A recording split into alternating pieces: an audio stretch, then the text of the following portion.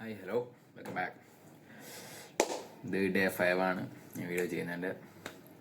ഇന്നത്തെ ടാസ്ക് യോഗത്തിൻ്റെ കോഴ്സിനെ ഭാഗമായിട്ടുള്ള ഇന്നത്തെ ടാസ്ക് എന്ന് പറഞ്ഞാൽ ഇറ്റ്സ് ലൈക്ക് ജാവയുമായി ബന്ധപ്പെട്ട് ജാവ ലാംഗ്വേജുമായി ബന്ധപ്പെട്ട് എന്താ പറയുക ഊപ്സിൻ്റെ കോൺസെപ്റ്റൊക്കെ ഒന്ന് മനസ്സിലാക്കുക എന്നുള്ളതാണ്.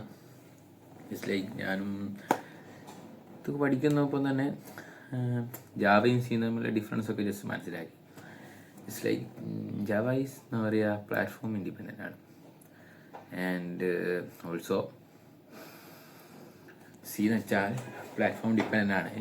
കാരണം ഞാൻ കുറച്ചുകൂടി മനസ്സിലായത് ഓരോ ഇപ്പോൾ സി തന്നെ നമ്മളിപ്പോൾ കമ്പയർ ചെയ്ത് കഴിഞ്ഞാൽ വേറൊരു ഫയൽ വേറെ ഫോർമാറ്റിലായിട്ട് അതാണ് നമ്മൾ റൺ ചെയ്യുക.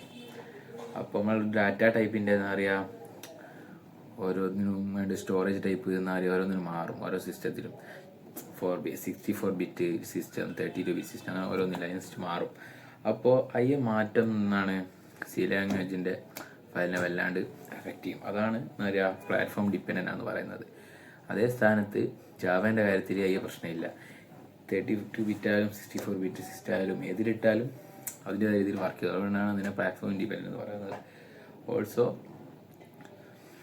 ജാവ സി എങ്ങനെയായാലും എന്താ പറയുക ടോപ്പ് ലാംഗ്വേജ് തന്നെയാണ്. എന്താ പറയുക ഈ OS കേർണലിലൊക്കെ മെയിനായിട്ട് എന്താ പറയുക എല്ലാ OSൻ്റെ ഒക്കെ ബേസിക് ആയിട്ടുള്ള ഏറ്റവും അടിത്തറൊക്കെ സീനെ പോലെ തന്നെയാണ് ചെയ്യുന്നതെങ്കിലും ജാവ ഈസ് നൈസ്. അപ്പോൾ ജാവ വെച്ചാൽ ഒബ്ജക്റ്റ് ഓറിയൻറ്റഡ് പ്രോഗ്രാമിംഗ് ലാംഗ്വേജ് ആണ്, ജസ്റ്റ് ലൈക്ക് പൈത്തൺ പോലെ തന്നെ. അപ്പോൾ ഈ ഒബ്ജക്റ്റ് ഓറിയൻറ്റഡ് പ്രോഗ്രാമിംഗ് എന്ന് പറയുമ്പോൾ അതിൽ മെയിനായിട്ടുള്ള കാര്യം എന്ന് വെച്ചാൽ അതിൽ മെയിനായിട്ടുള്ള കാര്യമാണ് ക്ലാസ് ഒബ്ജക്റ്റ്. ആ ലാംഗ്വേജ് മനസ്സിലാക്കാൻ വേണ്ടിയിട്ട് ഏറ്റവും നമുക്ക് വേണ്ട സംഭവമാണ് ഫസ്റ്റ് ഇതിനെപ്പറ്റി മനസ്സിലാക്കണം, ക്ലാസ് ആൻഡ് ഒബ്ജക്റ്റ്. ഞാനിപ്പോൾ റെഫർ ചെയ്ത ക്ലാസ് എന്ന് വെച്ചാൽ ഒരു ക്ലാസ് റെഫർ ചെയ്തിട്ട് തന്നെയാണ് ഞാൻ മനസ്സിലാക്കാൻ ശ്രമിച്ചത്. അതിലിപ്പോൾ മനസ്സിലാകാരെന്ന് വെച്ചാൽ ക്ലാസ് ഈസ് ജസ്റ്റ് ലൈക്ക്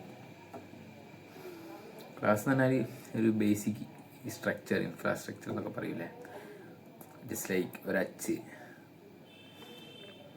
എന്നുവെച്ചാൽ ക്ലാസ് മാത്രം ഉണ്ടായിട്ട് കാര്യമില്ല, നമുക്ക് അതിനെ കൊണ്ട് ഒരു യൂസ് ഉണ്ടാവില്ല. അതിൽ വർക്ക് ചെയ്യാൻ വേണ്ടി നമുക്ക് വേണ്ട കാര്യമാണ് ഒബ്ജക്റ്റ്. പിന്നെ അതിൽ മെയിനായിട്ടുള്ളതാണ് പ്രോപ്പർട്ടീസും പിന്നെ മെത്തേഡ്സും, അങ്ങനെയൊക്കെയാണ് കറക്റ്റ് പറഞ്ഞത്. ഇതൊക്കെ ഞാൻ വീഡിയോയിൽ കറക്റ്റ് കണ്ട കാര്യമാണ് പറഞ്ഞത്. പക്ഷെ എനിക്ക് മനസ്സിലായ കാര്യം എന്ന് പറഞ്ഞാൽ ക്ലാസ് എന്ന് പറഞ്ഞാൽ ഒരു ഞാൻ പറഞ്ഞില്ലേ ഫസ്റ്റ് ബേസിക് ഇൻഫ്രാസ്ട്രക്ചർ അച്ച് പോലത്തെ ഒരു സംഭവം. അതായത് ക്ലാസ് എന്ന് പറഞ്ഞാൽ ഈ ക്ലാസ്സിൽ വർക്ക് ചെയ്യാൻ വേണ്ടി ആവശ്യമുള്ള കാര്യങ്ങളാണ് ഈ ഒബ്ജക്ട്സ് എന്ന് പറയുന്നത്. അതിൽ എന്താ പറയുക ഇപ്പോൾ സി ലാംഗ്വേജിൽ ഇങ്ങനെ ഇപ്പോൾ ഓരോ ഫങ്ഷൻസും ഓപ്പറേഷൻസൊക്കെ ഇല്ല. അതിൽ ക്ലാസ് എന്ന് പറഞ്ഞാൽ ജസ്റ്റ് ഒരു ഇത് പറയുന്നത് ഒബ്ജക്റ്റ് വെച്ചിട്ടാണ് ഇതിൽ നടത്തുന്ന അറിയാം ഓപ്പറേഷൻസും ഫങ്ഷൻസും ഒക്കെ നടക്കുക. It's like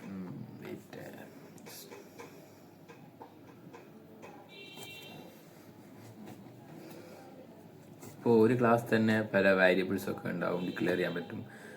ഈ ഒബ്ജക്റ്റ് തന്നെ ഒരു ക്ലാസ് തന്നെ നമുക്ക് പല ഒബ്ജക്റ്റ് നമുക്ക് ഡിക്ലെയർ ചെയ്യാൻ പറ്റും. ആ ഡിക്ലെയർ ചെയ്ത് തന്നെ ഇപ്പോൾ ഫോർ എക്സാമ്പിൾ ഒരു ക്ലാസ് ജസ്റ്റ് ലൈക്ക് ഇൻഡ് A ഇൻഡ് B അതിൻ്റെ ഉള്ളിലുള്ള ഒരു ഇൻഫ്രാസ്ട്രക്ചറാണ് ഈ ക്ലാസ്. അതിൽ നമ്മൾ ഉണ്ടാക്കുന്ന ഒബ്ജക്റ്റ് 1ഉം ഒബ്ജക്റ്റ് 2 ഉണ്ട് വിചാരിച്ചാൽ. ഒബ്ജക്റ്റ് 1ൽ ഇൻഡ് A ഇൻഡ് B അല്ലേ, Aക്കും Bയും ഒബ്ജക്റ്റ് 1ൽ ഒരു വാല്യൂ കൊടുത്തെങ്കിൽ ഒബ്ജക്റ്റ് 2 നമുക്ക് വേറെ വാല്യൂ കൊടുക്കാം. വെച്ചാൽ അത് അങ്ങോട്ട് ഡിപ്പെൻഡ് ചെയ്യുന്നത് വെച്ചാൽ എത്ര ഒബ്ജക്റ്റ് ഉണ്ടാക്കുന്നോ അത്രയും മെമ്മറി അലോക്കേഷൻ അവിടെ ഉണ്ടാവും ഓരോന്നിന് വേണ്ടിയിട്ട്. അല്ലാതെ അത് രണ്ടും എന്താ പറയുക കൊളാപ്സ് ആവും അങ്ങനത്തെ ഒരു പ്രശ്നമൊന്നുമില്ല. അതേപോലെ തന്നെ നമ്മൾ ക്ലാസ്സിനിപ്പോൾ ഓരോ ഒബ്ജക്റ്റിന് നമുക്ക് ആക്സസ് ചെയ്യണമെങ്കിൽ തന്നെ വെച്ചാൽ അവിടെ യൂസ് ചെയ്യുന്ന ഒരു സംഭവമാണ് ഡോട്ട് ഓപ്പറേറ്റർ. വെച്ചാൽ first of all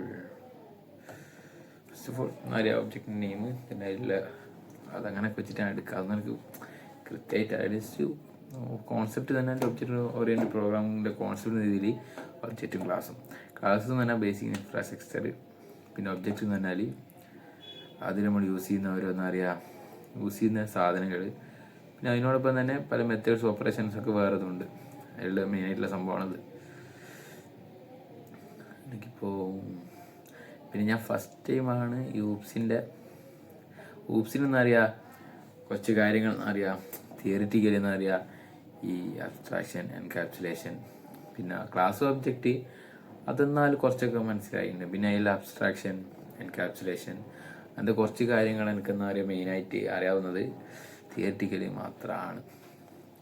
also പ്രോഗ്രാമിങ്ങിൽ കോഡിങ്ങിൽ ഊപ്സിൻ്റെ base ആയിട്ടുള്ളൊരു ജാവ ഞാൻ ഫസ്റ്റ് ടൈമാണ് നോക്കുന്നത്. അത് ഓൾസോ ഒരു പ്രശ്നമാണ്. ഇതുവരെ കുറച്ച് ബേസിക്കലി എങ്കിലും കോഡ് അറിയാവുന്നതെന്ന് വെച്ചാൽ C++ഒക്കെയാണ് മെയിനായിട്ട് അറിയാവുന്നത്. ഓൾസോ HTML ബേസിക് ആയിട്ട് അറിയാം, ബട്ട് നോട്ട് ദ എക്സ്പേർട്ടൊന്നും അല്ല. പിന്നെ ഈ അബ്സ്ട്രാക്ഷനും എൻകാപ്സുലേഷനൊക്കെ തിയറിറ്റിക്കലി എനിക്കിപ്പം പറഞ്ഞുതരാൻ അറിയാം, അല്ല മനസ്സിലായ കാര്യങ്ങൾ ഞാൻ പറഞ്ഞുതരാം. ജസ്റ്റ് ലൈക്ക് അബ്സ്ട്രാക്ഷൻ എന്ന് പറയുമ്പോൾ നമ്മളിപ്പോൾ ചില കാര്യങ്ങളെന്ന് വെച്ചാൽ ഔട്ട്പുട്ട് മാത്രമാണ് നമുക്ക് കിട്ടുക.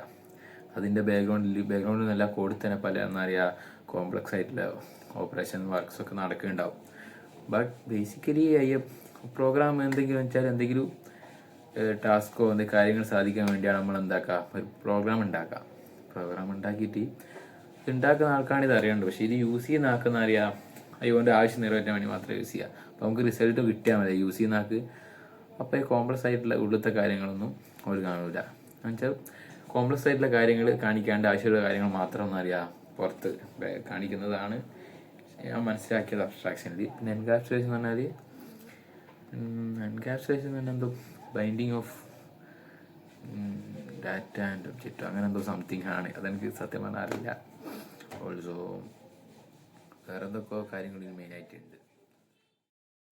ഓൾസോ പിന്നെ യൂസ് കോൺസെപ്റ്റിൽ വേറെ സംഭവമാണ് മെയിനായിട്ടുള്ള കാര്യങ്ങൾ ഒന്നും കൂടി പറയാം.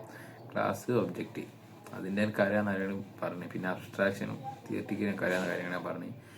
പിന്നെ ഉള്ളതാണ് അബ്സ്ട്രാക്ഷൻ പറഞ്ഞു, എൻകാപ്സുലേഷൻ പറഞ്ഞു. പിന്നെ പോളിമോർഫ് എന്ന് വെച്ചാൽ നമുക്ക് ഒരു റിസൾട്ട് തന്നെ കിട്ടാന്ന് പറയാം ഡിഫറെൻറ്റ് വേസ് യൂസ് ചെയ്യില്ലേ, അതാണ് പോളിമോർഫ് എന്നാണ് ഐ തിങ്ക് ഞാൻ വിചാരിക്കുന്നത്. എന്തായാലും നെക്സ്റ്റ് വീഡിയോയിൽ എന്തായാലും ഇത് കുറച്ചുകൂടി ഡീറ്റെയിൽ ആയിട്ട് പറയാൻ മനസ്സിലാക്കുന്നു.